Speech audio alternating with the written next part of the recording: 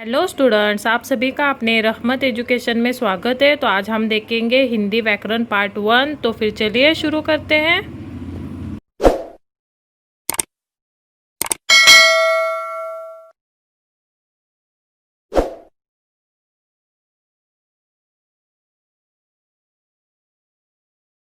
आज हम देख रहे हैं भाषा अध्ययन व्याकरण।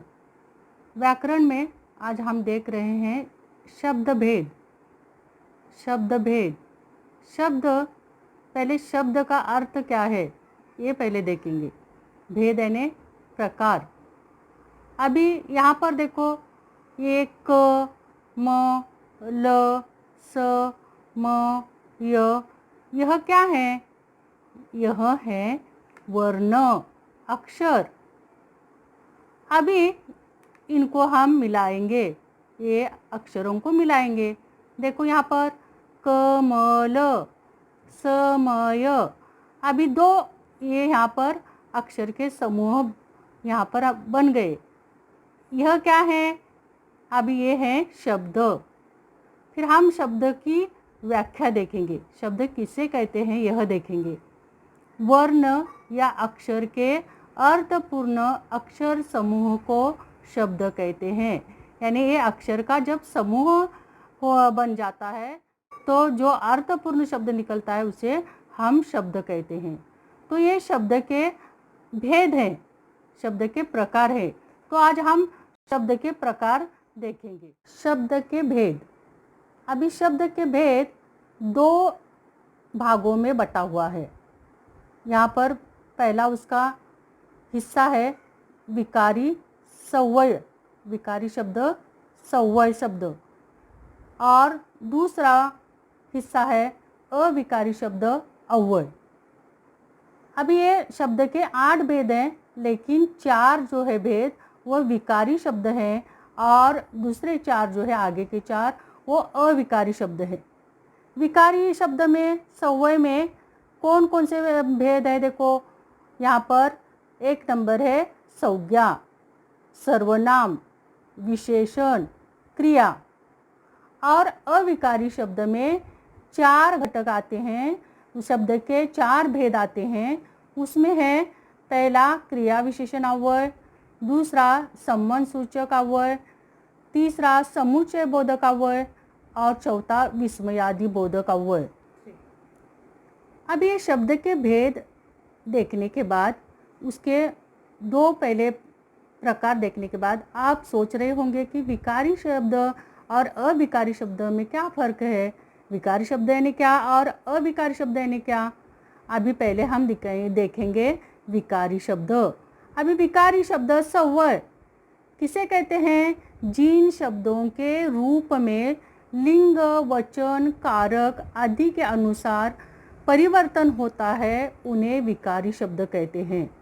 यानी लिंग के अनुसार, स्त्रीलिंग पुल्लिंग के अनुसार, वचन, एक वचन, अनेक वचन के अनुसार, कारक के अनुसार ये शब्द की रचना जो है, वाक्य की रचना जो है वो बदलती है, इसलिए उसमें परिवर्तन होता है, इसलिए उसे विकारी शब्द सव्वय कहते हैं।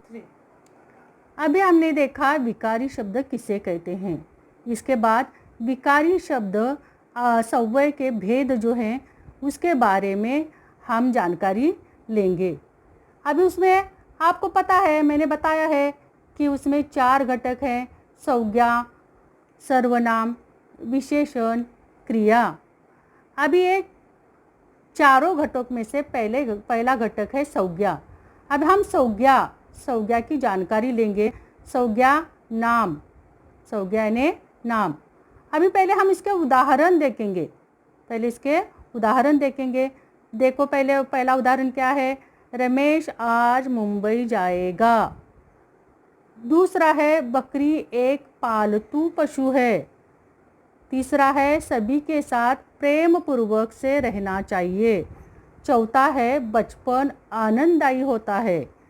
अभी हम यहाँ पर किस किस के नाम है? देखो संज्ञा यानी नाम। अभी पहले वाक्य में हम देखेंगे कि रमेश और मुंबई ये 2 संज्ञा हैं। रमेश और मुंबई ये 2 संज्ञा हैं। ये व्यक्ति का नाम है, ये गांव का नाम है। यहाँ पर है बकरी और पशु, बकरी और पशु। उसके बाद तीसरे वाक्य में है प्रेम पूर्वक और चौथे वाक्य में है बचपन।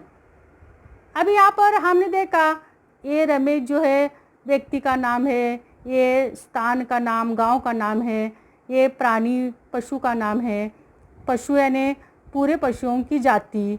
अब यहाँ प्रेम पूर्वक यानी भाववाचक, इस बचपन यानी अवस्था दिखाती है। अब इसके हम व्याख्या देखेंगे, इसके बाद इसके हम परिभाषा देखेंगे। आप संज्ञा की हम परिभाषा देखेंगे। हमने देखा उसके उदाहरण पर कि उसमें व्यक्ति के नाम आते हैं, पशु के नाम आते हैं, स्थान के नाम आते हैं, उसके बाद में भाव दर्शाता है।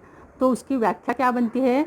जो शब्द किसी वस्तु, व्यक्ति, प्राणी, स्थान, भाव, गुण, दोष, अदृश्य वस्तु, समूह और अवस्था आदि के नाम को संज्ञा कहते हैं। अब हमने संज्ञा किसे कहते हैं इसकी जानकारी ली। अब संज्ञा के भी भेद हैं, संज्ञा के भी भेद हैं। संज्ञा के 5 भेद हैं। संज्ञा के भेद, पहला भेद है व्यक्तिवाचक संज्ञा, दूसरा है जातिवाचक संज्ञा, तीसरा है भाववाचक संज्ञा, चौथा है द्रव्यवाचक संज्ञा और पांचवा है समूहवाचक संज्ञा। संज्ञा के 5 भेद है, यह हमने जाना। अब इसके जो हर प्रकार के, हर भेद के व्याख्या और उदाहरण हम देखेंगे। व्यक्तिवाचक संज्ञा, पहला है व्यक्तिवाचक संज्ञा के भेद में हम पहले देखेंगे व्यक्तिवाचक संज्ञा। अभी पहले हम उसके उदाहरण देखेंगे और उदाहरण के ज़रिए हम परिभाषा तक पहुंचेंगे। अभी देखो, पहला उदाहरण है महात्मा गांधी अहिंसावादी थे, दूसरा है ताजमहल की अपनी शान है, तीसरा है फुटबॉल बच्चों का प्रिय खेल है, चौथा है चेतक दौड़ रहा था। अब यहाँ पर महात्मा गांधी पहले उदाहरण में, दूसरे उदाहरण में ताजमहल, तीसरे उदाहरण में फुटबॉल और चौथे उदाहरण में चेतक। अब ये महात्मा गांधी, ताजमहल, फुटबॉल, चेतक, ये विशेष व्यक्ति, विशेष वास्तु, विशेष खेल और विशेष घोड़े का जो है नाम दर्शा रहा है। इसलिए हम इसकी व्याख्या देखेंगे कि जिन संज्ञा से किसी व्यक्ति, प्राणी, स्थान, वस्तु, वास्तु के नाम का बोध होता है उन्हें व्यक्तिवाचक संज्ञा कहते हैं। संज्ञा का दूसरा भेद है जातिवाचक संज्ञा। अभी जाति से ही तुम्हें समझ में आ जाता है कि ये जाति यानी एक समूह रहने वाला है। जाति यानी एक समूह। अभी यहाँ पर उसके उदाहरण देखेंगे। पहले उदाहरण है कुत्ता पालतू पशु है, दूसरा है कलकल करते नदी बह रही थी, तीसरा है पुस्तक पढ़ने से ज्ञान बढ़ता है। अब यहाँ पर पहले उदाहरण में कुत्ता, दूसरे उदाहरण में नदी और तीसरे उदाहरण में पुस्तक। अब ये कुत्ता, नदी और पुस्तक से हमें पूरे कुत्ते के जाति का, नदी के समूह का, पूरे नदियों का, पुस्तक का ने पूरे पुस्तकों का बोध होता है। यहाँ विशेष पुस्तक का बोध नहीं होता, बल्कि पूरे पुस्तकों का, पूरे कुत्तों का और पूरे नदियों का बोध होता है। इसलिए यह जातिवाचक संज्ञा है। तो हम इसके व्याख्या देखेंगे, इसकी परिभाषा देखेंगे। जिन संज्ञा शब्दों से एक ही जाति या प्रकार, प्राणी, वस्तु या स्थान का पता चलता है उसे जातिवाचक संज्ञा कहते हैं। संज्ञा का तीसरा भेद है भाववाचक संज्ञा। पहले हम इसके उदाहरण देखेंगे। पहला उदाहरण है राम शांत स्वभाव का लड़का है, दूसरा है वृद्धावस्था में बूढ़ों की सेवा करनी चाहिए, तीसरा उदाहरण है बालक के प्रति मेरे मन में दया उमड़ आई और चौथा उदाहरण है राजेश ईमानदार लड़का है। यहाँ पर देखो शांत, वृद्धावस्था, दया और ईमानदार, ये जो है यह व्यक्ति में से गुण, दोष, भाव, कर्म का बोध कराता है और अवस्था का भी बोध कराता है। तो इसकी व्याख्या क्या होगी? देखो, जिन संज्ञा शब्दों से मन के भाव, गुण, दोष, कर्म, अवस्था का बोध होता है उसे भाववाचक संज्ञा कहते हैं। अभी भाववाचक संज्ञा में और उदाहरण हम देख सकते हैं, जैसे उसमें शब्द आने वाले शब्द कोमलता, सौंदर्य, ऊंचाई, लंबाई, चौड़ाई, दृढ़ता, तीव्रता, अच्छाई, बुराई, ये भी भाववाचक संज्ञा के उदाहरण हैं, शब्द हैं। का चौथा भेद है द्रव्यवाचक संज्ञा। द्रव्य का अर्थ है पतली चीज या पिघलने वाला पदार्थ। अब यहाँ पर देखो, पहला उदाहरण है पत्थरों के बीच में पानी भर गया है। दूसरा है लड़की दवा की शीशी ले आई। तीसरा है चाय में शक्कर कम थी। अब यहाँ पर संज्ञा का पांचवा भेद है समूहवाचक संज्ञा। अब हम समूह का अर्थ देखेंगे। समूह यानी समुदाय, ग्रुप, गट, संगठन। अभी यहाँ पर इसके उदाहरण देखेंगे समूहवाचक संज्ञा के। पहला उदाहरण है सेना लड़ाई में आगे बढ़ रही थी। दूसरा है गांव में मेला लगा था। तीसरा है फूलों का गुच्छा घर की शोभा बढ़ा रहा था। अभी पहले में हमने देखा समूह का शब्द कौन सा है? सेना। दूसरे में मेला। तीसरे उदाहरण में फूलों का गुच्छा। पहले उदाहरण में पत्थर और पानी। पत्थर जो है वो टुकड़ों में बारीक मिट्टी बन सकता है। पानी जो है वो द्रव्य है।